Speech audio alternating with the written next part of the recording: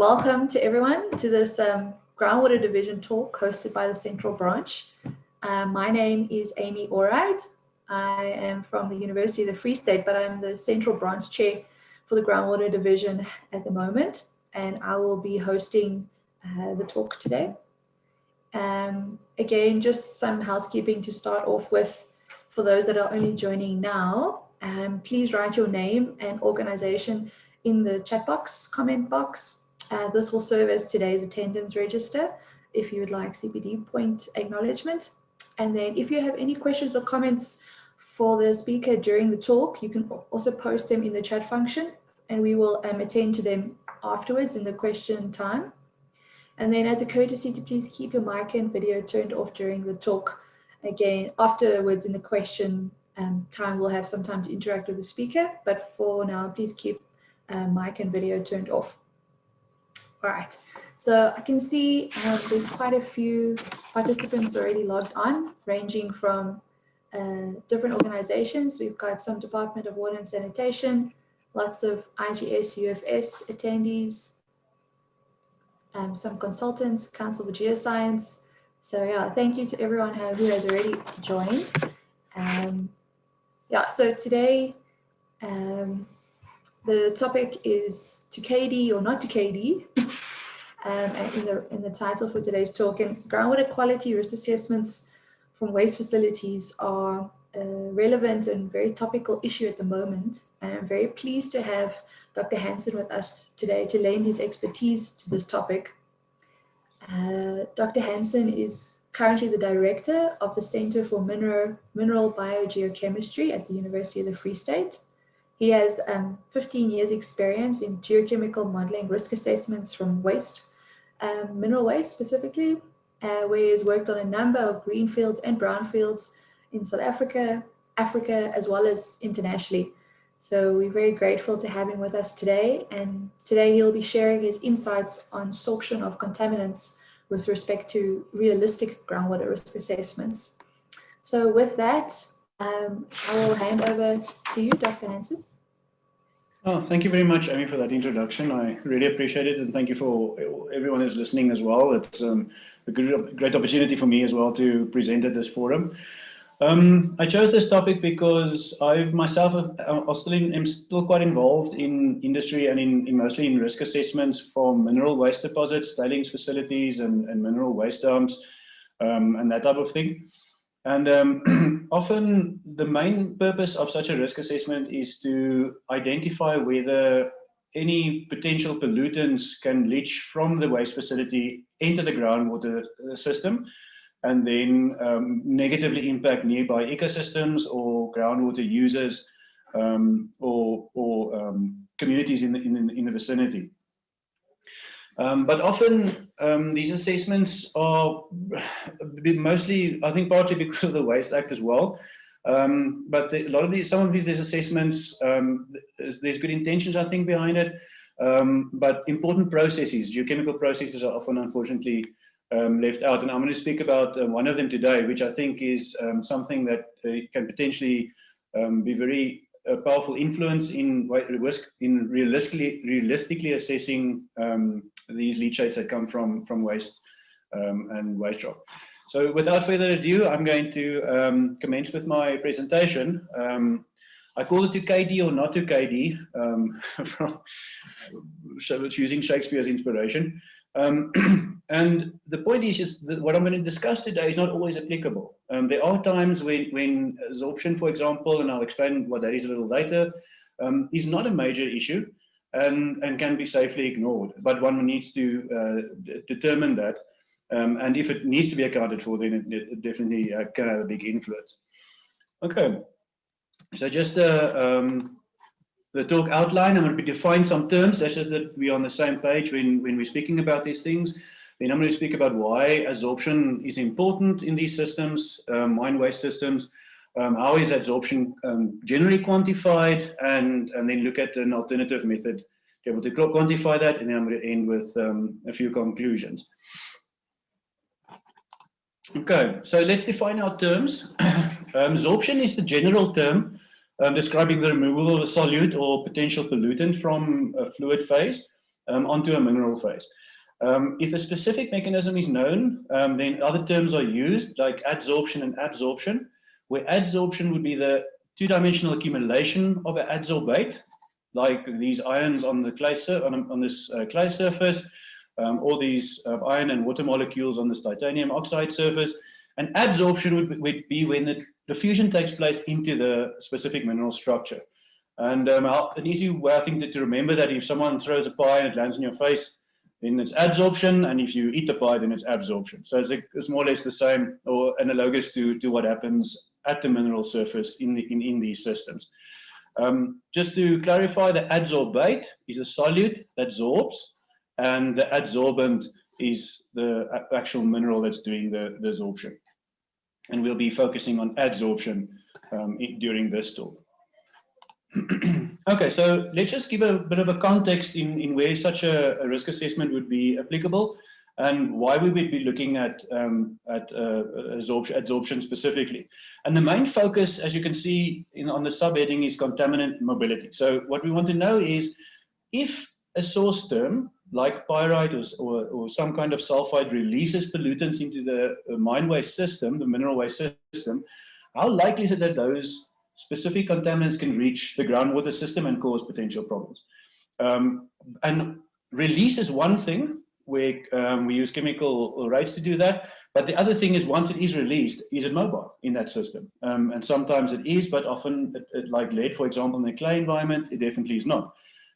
Meaning that there can be some buffer or mitigation measures built within the system, and that's what we want to be able to account for. So we start with our mine, where the ore is generated or blasted. That ore is then taken generally to a processing plant, where the ore concentrate is shipped off to a smelter, and the waste is generated onto a tailings facility, which is basically very fine-grained material that has been crushed and been through the chemical process in the plant. But these tailings facilities host or contain all the minerals that we're not interested in. So, for example, at the Witwatersrand gold deposits, you'd be interested in the gold, but you wouldn't be interested in the sulfides, which occur with the gold, which is what causes some of the problems.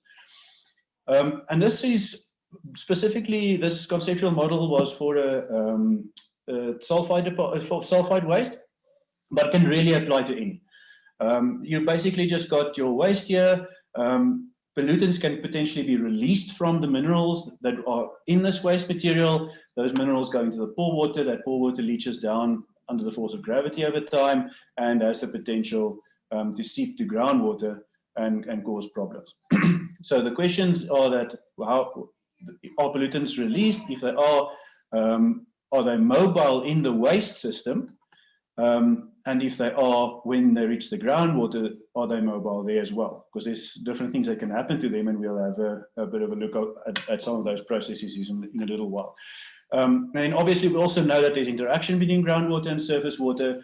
So often, the hydrology and gehydrology needs to be combined.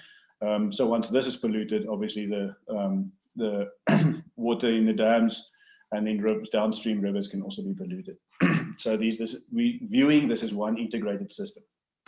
Okay, but anyway, the basic premise is you've got mineral waste. The minerals can break down, they can release contaminants, and those contaminants that land in the pore water can potentially seep to groundwater and cause contamination of downstream ecosystems and potential downstream groundwater users. This is just a concept diagram to explain in very general terms what actually happens within the waste material itself. So where we are now, we're looking at the processes in the waste material, and then to explain what can potentially happen to these contaminants. So here we have FeS2, which is pyrite, which is common in the Witwatersrand. It's unstable in the presence of oxygen, which the atmosphere is full of. And when you add water to that system, reactions take place and the pyrite starts breaking down. And the products from that breakdown system is sulfate, H+, which decreases the pH because it adds acidity to the system, and then Fe2+. But because mineral samples or minerals are not generally pure substances, they can contain many inclusions of different other minerals and components. You can also release metals like cadmium, nickel, lead, cobalt, and potentially uranium, and a few other things. So just see this as a sort of a general metal contaminants that can influence groundwater. But you have other mineral constituents within the mineral waste generally as well, and these contain additional elements like potassium here, which can then combine with iron and sulfate to form, for example, jarosite. Once the iron 2 has oxidized to iron 3, also in the presence of oxygen. Okay, so precipitation is one important way in which contaminants, potential contaminants, can be removed once it's been released from the breakdown of a host mineral. It can potentially be removed by the precipitation of a secondary mineral. What can also happen is that iron oxides can form, or iron hydroxides can form. These remove iron, but they can also form a substrate to which absorption can take place. Okay, so you can have primary clay minerals in that system that can absorb many of these contaminants, as shown here. But some of the secondary minerals that form in that system can also potentially absorb and remove metals from the pore water. Okay, so this is firstly, it's the two things that can remove contaminants, mostly in mineral water systems, are precipitation to form secondary minerals, but also absorption or adsorption, where you have particles that basically stick onto the mineral surface, and we'll have a look at the detail of that process in a while. So this sort of generally just shows you and gives you an idea of the general process that occur in these sulfidic waste dumps, and then the processes that can remove potential contaminants from solution. And it's extremely important to account for these processes so that realistic risks can be calculated. Okay, but traditionally, this process of absorption, this process whereby a solute that's dissolved in the mine waste pore water can be removed from solution onto a mineral phase, is traditionally it's quantified using these three approaches, of which the KD approach is the most important, which is basically short for distribution coefficient.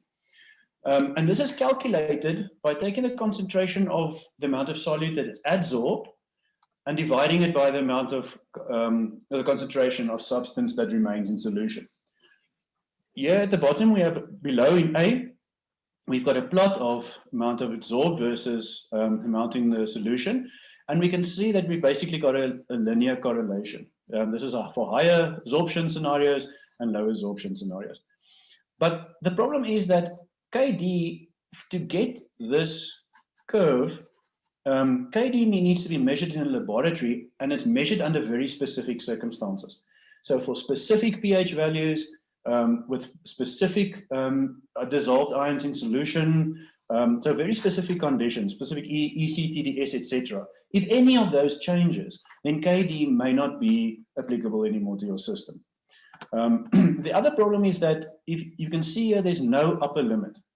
So what this graph here, these graphs here for KD is assuming is that you've essentially got unlimited adsorption potential. In other words, the surface area on which adsorption takes place is essentially unlimited, which cannot equate a real system.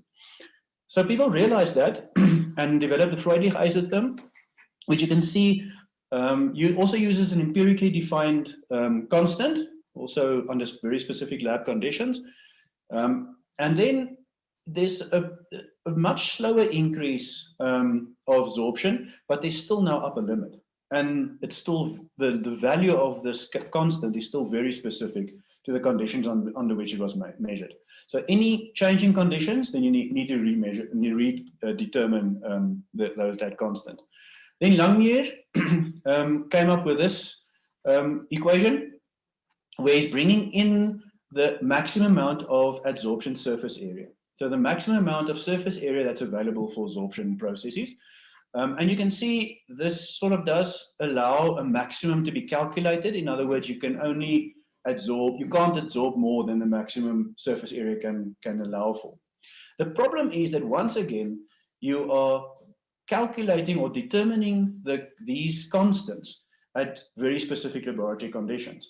So if any change in pH, any change in complexation behavior, where metals can form different dissolved complexes with different ligands or different things that they can bind to, like sulfate and nitrate.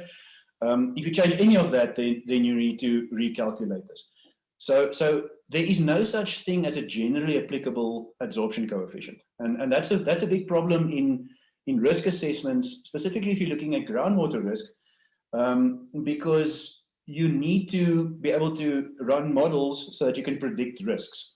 And often you don't have either the project doesn't maybe allow the time or the budget to re-measure all these constants all the time. And usually, or almost always, with these methods will lead to an over estimation of absorption potential. In other words, what you actually the mind's obviously happy with that, but the problem is what you're doing is that you are overestimating the mitigation measure for your potential pollutant in that system. It's not a realistic, doesn't give you any realistic idea of what's actually happening or could happen in the real system. Okay, so this surface complexation comes in, and I'm going to try and explain this relatively simply. So this is based on the book that was published by Zombach and Morel in the 1990s, and is now in relatively wide use. Variations of this model, Zombach and Morel developed their models for iron oxyhydroxides like guthite and ferrihydrite, but this can also be applied. Models have been published for looking at clay minerals like aluminium silicates, where this will be a SiOH groups. So very much the same principles. But what you can do is, here we have more or less our neutral pH. If we increase the pH, then what we do is we get rid of some of these H pluses, and the surface essentially becomes negative, and we can adsorb cations. Okay, so at a more alkaline pH, or neutral to alkaline pH values, there's a greater probability of removing metals or cations from solution. Whereas if you decrease the pH, in other words, making the H plus more, so going to more acidic, then you're forming OH2 plus complexes on the mineral surface, and you're essentially changing your polarity from negative to positive. And then you can adsorb anions, which is why metals in acid mine drainage environments are generally so mobile, because you're actually removing one of the potential removal mechanisms from in that system. And that's also why generally in water treatment systems, the pH is generally better to be higher, because you can precipitate, but your absorption potential for metals is also better. One must be careful, because some metalloids like arsenic and molybdenum form metallic anions, and they would rather bind at higher pHs than more acidic ones. Yeah. So this is just a general graph showing the relationship between the percent absorbed, in other words, the percent removed from the solute onto the mineral surface, as a function of solution pH. And what you see is exactly this type of scenario. This just it sort of explains the mechanism, whereby in very acidic conditions, you can expect to adsorb anions like sulfate, but also metalloid anions like arsenate and arsenite. And as you increase the pH, the capacity for a mineral, like a clay or a iron hydroxide particle, to adsorb anions decreases, and the potential to adsorb cations increases, until you have at more alkaline pH values, you basically only absorbing cations. So this sort of gives you the general theory of the surface complexation model, the formation of surface complexes, which is essentially an acid-base reaction, and this can also be measured. But let's look at a quick example to put this into context, to see how we can actually use this, or how this process actually works. So let's say we've got a iron hydroxide or a clay particle, and we've got lead in solution. There is a potential to adsorb the lead to the mineral surface, like which is shown in this chemical reaction, which is very handy. So now we can actually get a mass balance reaction which we can account for the concentration changes of lead in solution based on the amount of surface area available. So here we've got our lead, it absorbs, and as you can see in this reaction, we're getting rid of one H+, which can be accounted for here. Okay, so if we know what the surface area is, and we know what the lead concentration is, then we can use the equilibrium constant from this reaction and calculate the masses involved. And that's exactly the essence of how surface complexation works. So number one, you are accounting for the fact that you have a finite reactive surface area. You only have so much surface area that can absorb, adsorb metals or anions. The other thing that you can account for is changing pH conditions. So when you increase the pH, the Chatelier says, we increase the H+ concentration, decreasing pH, you're pushing the reaction to the left, and the reverse is to the right. So you can account for that equilibrium behavior as well, and the changing pH conditions. You can also account for changes in solute concentration. Because this is a mass balance reaction controlled by an equilibrium constant, you can account for changes in the lead concentration, which might be a seasonal thing. In rainy seasons flushed out, in dry seasons there might be less, etc. But what you can also do is you're also taking account of the changes in the solution chemistry itself. So if lead complexes to something like nitrate or hydroxide, those reactions can also be accounted for, and you'll obviously get a diminished absorption potential if that occurs.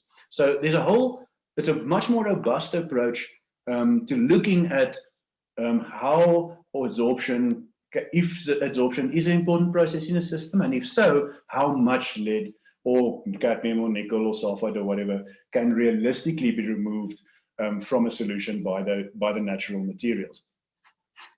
And as more and more lead absorbs to the surface, the models also take account of the changing availability of reactive surface area. So the more that absorption takes place, the less the surface area is available, up to a point where your plume keeps on moving, because you can physically just not absorb more material. So in conclusion, the standard KD approach cannot realistically assess element mobility in aquatic geochemical systems. So if you're looking at mineral waste and you're trying to calculate risks specifically from a geochemical point of view to, for example, groundwater, then using KD is dangerous, because you would expect to get an overestimation. So you're making the system actually do more than what it can. Surface complexation, on the other hand, which is a relatively well-established theoretical background, can account for changing physicochemical parameters like pH, total dissolved solids, pH, that type of thing, as well as the formation of different aqueous complexes depending on changes in the solution composition, which is important because if you have an impacting solution or a seepage solution impacting on groundwater, then you are changing the composition of the groundwater system, for example. And surface complexation can take that into account. So my recommendation then would rather be used in these types of risk assessments. One should consider rather using a surface complexation method or methodology to quantify the absorption potential, rather than using the standard KD approaches, which are very, very narrowly applicable. And yeah, I hope that made sense. But if you've got any questions, then please feel free to ask.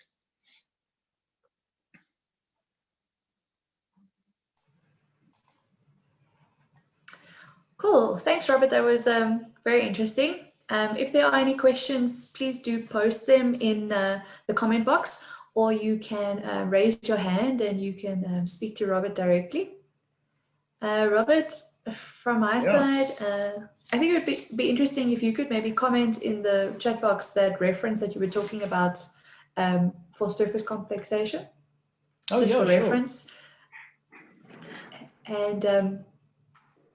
And if you could maybe give us a little bit more insight into how, oh, there it is.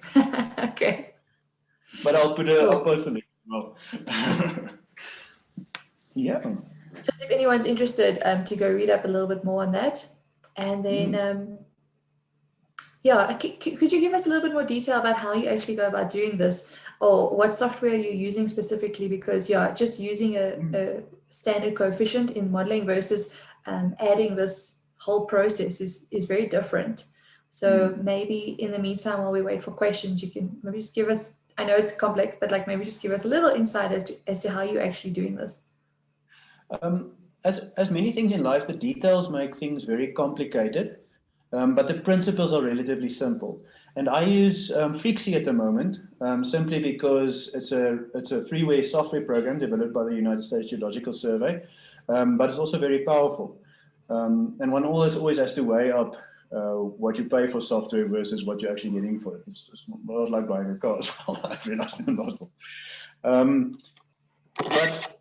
So you need specific data, yes. So you need the surface area, but that can be calculated from a mineral analysis. So once there's no specific analysis techniques, for example, that are difficult to do. These are fairly standard things.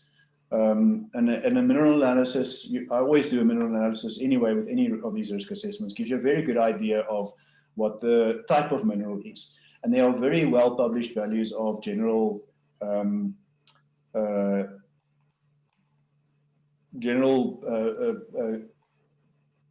equilibrium constants for those specific reactions for that surface area, but you can also determine it. You can get that information from the engineers as well, based on particle sizes. So you can actually get a very good idea of the surface area in a waste system, and that is a value that you're going to be plugging into the geochemical model. You have to say what the concentration is that of the contaminant you expect. And then the mole sites, but that is programmed into the Freaksy database, in the surface complexation database. So it's actually quite simple to add absorption from a surface complexation point of view to a geochemical model. And if one can couple that, either provide that information to the geological modelers, or couple them, because many software can, many groundwater softwares or software programs can now couple with Freaksy, for example. Depending on your processing power, that's also a way in which this can relatively easily be incorporated into a transient contaminant transport model, for example. If I didn't answer your question, really tell me that. No, okay. I see there's a comment question. It says, thank you very much for the presentation. Really informative. How conservative is sulfate in transport modeling? And as a general rule, sulfate is used a worst case scenario in contaminant transport, but under reducing conditions, it is not conservative, and most systems are. That's from Okis.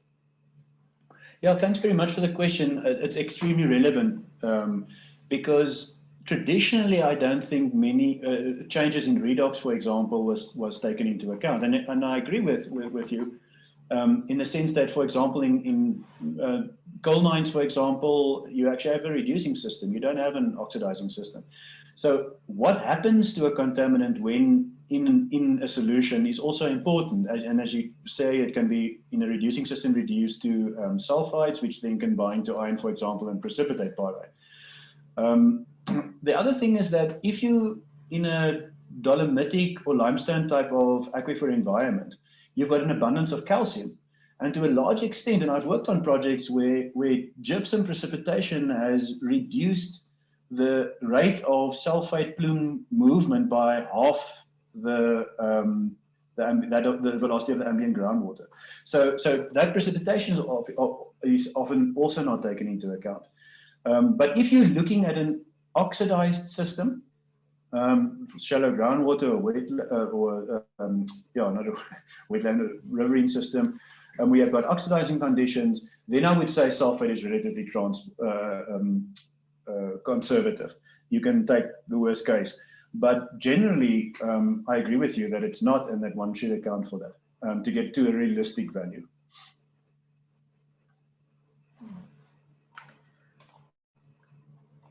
Okay, he's happy with your answer. Yeah, I think, Robert, this is also just lending towards like where where we're going, right? So I think people are becoming more aware of geochemical modeling and how important it is for these things to be included when we're doing these risk assessments, because the broad approach, like you say, assuming things are conservative and predicting risk like that is, like you say, also not realistic. So in your experience with consulting as well, is this a trend you're seeing in the industry as well? Like, are the mining houses becoming more aware of this? Are they open to having geochemical studies done more so than in the past? Yeah, in the last, well, it's the first time in the last 3 to 5 years, I would say would be the first time that I've actually seen proposals called for specifically a geochemical study. Usually, the hydrogeologists realized that they needed some kind of geochemical input, and so they would include that into their risk assessments. But more and more, I actually do see mining companies and other industries calling specifically for a geochemical assessment as well. And that also places some. There's an old Chinese saying that's a curse that says, "May you live in interesting times." So I think, but we definitely living in interesting times. Even from a scientific perspective, it's a very vibrant time actually to be alive. But so in some cases it's very difficult and complex, but other cases it's quite exciting. And one of them is that you need to combine the scientific assessments also with regulatory assessments, and they're not the same thing. So a regulatory assessment is a minimum standard, and it can give you, for example, the waste certification can give you an idea of what you could expect in a leachate type of environment. But it doesn't take geochemical or hydrological processes into account. So you're not building, it doesn't say how long things take. And if processes like oxidation takes very long, there's no ways a leach test is going to show you that. So it's also a question of integrating the legal minimum requirements, but with realistic scientific assessments. And I think that we're definitely on that road, not just from a geochemical perspective, but also from a groundwater, surface water interaction, and all the specialist directions point of view. Cool. While you have an audience, would you like to speak about your new Center for Mineral Biogeochemistry at all? Speaking about transition zones. Yes, we got funding from the Department of Science and Innovation, and the University of the Free State is part of the BioGRIP platform, which is the Biogeochemical Research Infrastructure Platform. It's one of the South African roadmap research infrastructure platforms that the Department of Science and Innovation saw as a key component or important science to be developed for South Africa's future, because of its applications, for example, in water remediation and treatment and that type of thing. So we got our funding about a year and a half ago, and we now in a position where we've taken a team's approach. Because that's the other thing. There's no ways that one single scientist is going to understand the entire complexity of the entire system. There's just no ways. And we spoke about that a little bit earlier before the presentation. And we've taken that approach. So I'm from the environmental geochemistry background, but we've also got microbiologists and biochemists on the team. And then we speak to people like yourselves in the Institute of Groundwater Studies. We also work with Center of Environmental Management and Agriculture. And so the idea is to bring in specialists from all over the university, and then later on, nationally and internationally, be able to tackle these complex biogeochemical issues, the sphere where life and water and rocks come together. So, for example, nitrate pollution is a big thing in the mining and agricultural industries. We've developed technology to look at that from a microbial perspective, but that can only be done because there's also so many aspects that need to be taken into consideration. But we're very excited. We're a small group, 4 at the moment, but the idea is to expand with a lot of postdocs and postgraduate students. But we're very excited about where we're heading and what the possibilities are. Cool, thank you. Yeah, and I think it's just going to show that people are thinking more and more about this biogeochemical sort of aspect to things, and it's obviously led to developing the center as well. So we wish you all the best. Oh, thanks. There aren't any more questions in the comment box, so everyone's been very quiet. I assume you blew everyone's mind. Is there anything else from your side? Last comments or anything you'd like to add? No, I just thank you very much once again for the opportunity. I really enjoy this. And what I am looking for or looking forward to in the future is actually working together more and more closely with different specialists on specific projects. Just for interest sake, I first posted a question on LinkedIn about a few months ago, and asked if anyone knows of any interesting biogeochemical conferences, and I got 5 likes to my question. So we're really busy developing in fields that are happening. The field is being developed now, and to me that's very exciting. And I would just like to use that as a maybe a motivation for our scientists out there that might, because I really think that science is, specifically in the applied research field, is a really exciting place to be at the moment, in my opinion. Agreed. I see there's another question that's come through. It says your comments regarding GNR 635. How realistic is this and the chances for changes? Thanks for the question. That's exactly what you're looking at the moment as well. I think, and this is not.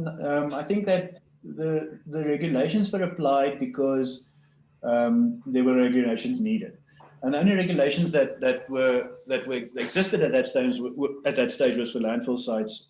So because we needed some kind of assessment that was applied. It's very interesting if you contrast the National Environmental Management Waste Act with the Nuclear Regulation Act. The Nuclear Regulation Act has got a lot of very complex methodologies in it. And for some other reason, the Waste Act and the Water Act and some of the other acts have moved away from that, and that to me is interesting. If I've got a neurological problem, then I go see a neurologist. I'm not going to go to a GP to try and sort of screen why things are happening. But I think when the regulations came out in 2014, I was very despondent. But since then, we've been involved in a number of studies, and it does seem as if the departments are taking also a very scientific or more scientific approach. So you must have minimum standards. I agree with that. In that sense, I feel the minimum standards can actually be a bit more stringent, using EDTA for leach or whatever. But then it has to be followed up by a specialist study in whatever field is required, because only then can you realistically calculate risk. And I think that, to me, I've got the feeling that government is actually realizing that, and taking this combined, or trying to at least take this combined approach. So I don't foresee changes in the short term, but I think in future there'll be definitely a more integrated approach between the legal side and the specialist methodology side, or the scientific technical side.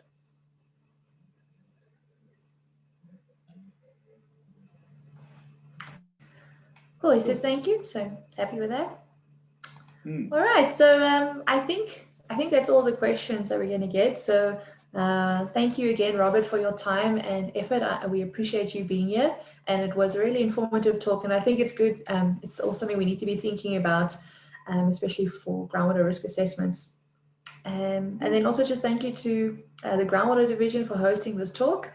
And lastly, thank you to all the participants. We appreciate that you joined the talk. There wouldn't be a talk without you. So I hope that you found this valuable and it was worth your time. Yeah, so I'm sure if everyone doesn't have any questions, then we can call this the end of the meeting. No, thanks for once again, Amy, and thanks for the Groundwater Division. Much appreciated.